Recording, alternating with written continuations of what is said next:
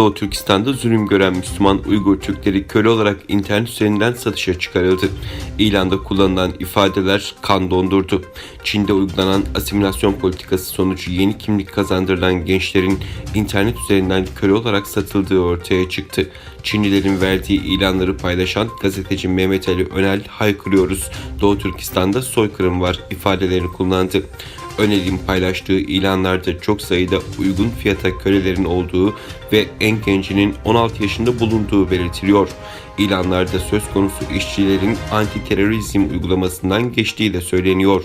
Çinlilerin Uygur Türklerine yönelik asimilasyon çalışmalarını terörle mücadele kılıfı altında yaptığı biliniyor.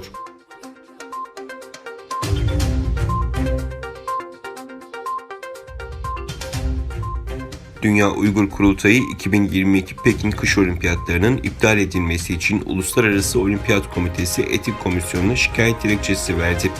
Dünya Uygur Kurultayı Avukat Polak aracılığıyla Uluslararası Olimpiyat Komitesi Etik Komisyonu'na resmi bir şikayette bulundu. Şikayet dilekçesinde Uluslararası Olimpiyat Komitesi Başkanı Thomas Bach'in Çin hükümetinin Doğu Türkistan'da uyguladığı zulmün kanıtlanmasına rağmen 2022 Kış Olimpiyatlarının Pekin'de yapılmasına karar vermesinin kabul edilemez olduğu bildirildi.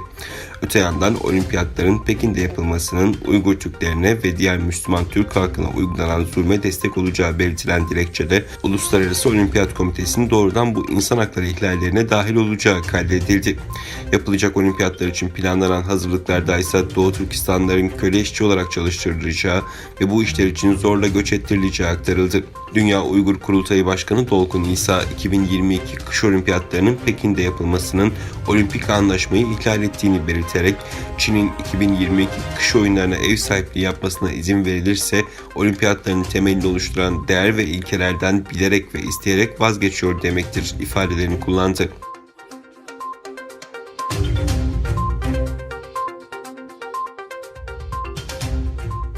Türkiye'de yaşayan bir grup Uygur Türk'ü aktivist Çin yönetiminden aileleri hakkında bilgi talep eden dilekçelerini vermek üzere Çin'in İstanbul Başkonsolosluğu önünde toplandı. Uygur Türk'ü aktivistler hiçbir şekilde binaya alınmazken dilekçeleri de kabul edilmedi.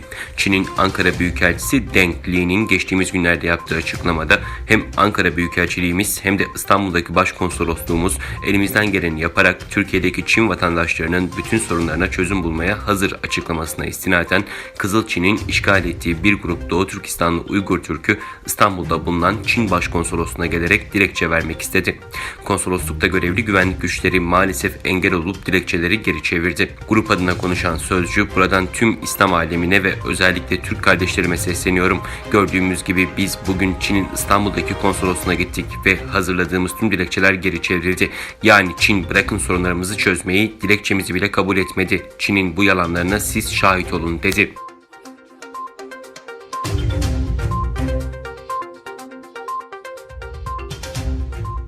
Hindistan Dışişleri Bakanlığı Haziran ayında 20 Hint askerinin ölümüne yol açan çatışmanın yaşandığı sınır bölgelerindeki Çin askerlerinin çekilmesinin hızlandırılması çağrısı yaptı. Hindistan Dışişleri Bakanlığı sözcüsü düzenlediği çevrim içi basın toplantısında iki ülke arasındaki sınır müzakerelerine ilişkin değerlendirmelerde bulundu. Taraflar arasında yapılan görüşmelerin ardından bazı gelişmeler kaydedildiğini belirten sözcü, sürecin mümkün olan en kısa sürede tamamlanmasını arzu ettiklerini ancak bunu başarmanın her iki tarafında mutabık kalacağı adımların atılmasıyla mümkün olacağını söyledi. Sözcü, Hindistan'ın Pekin yönetiminin askeri varlığını tamamen geri çekmesi ve sınır bölgelerinde barışın ve sükunetin tam olarak yeniden tesis edilmesi hedefi uyarınca içtenlikle çalışmasını beklediğini kaydetti.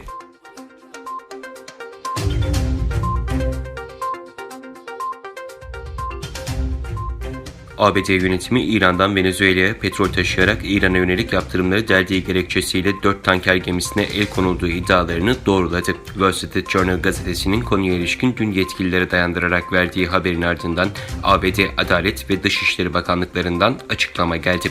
Adalet Bakanlığı'ndan yapılan açıklamada ABD tarafından terör örgütü ilan edilen İran Devrim Muhafızları Ordusu'nun Venezuela'ya gönderdiği tespit edilen petrolleri taşıyan tanker gemilerine el konulduğu ve böylece milyonlarca milyarlarca doların akışının kesildiği vurgulandı. ABD Dışişleri Bakanlığı Sözcüsü Morgan Ortagus, bizim yaptırımlarımız nedeniyle daha fazla küresel sevkiyat filosunun İran, Venezuela ile anlaşmadan kaçındığını görüyoruz. ABD, İran ve Maduro rejimlerine karşı maksimum baskı kampanyasına bağlılığını sürdürüyor diye konuştu. ABD Başkanı Donald Trump da Beyaz Saray'daki basın toplantısında ele geçirilen 4 petrol tankeri gemisinin Houston'a getirildiğini söylemişti.